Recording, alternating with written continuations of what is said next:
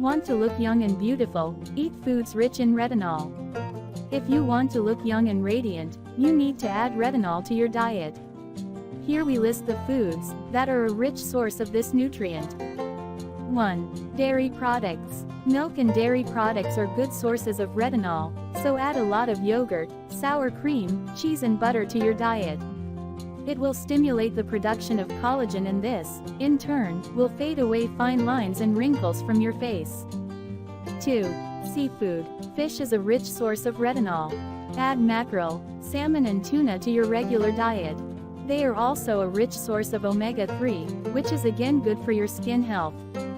Have seafood at least 3 times a week for best results. It will also improve overall health.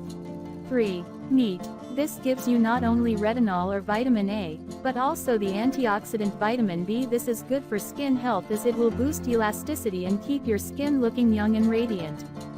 4. Poultry. Turkey, duck, goose, chicken, and other farm birds are very good sources of retinol.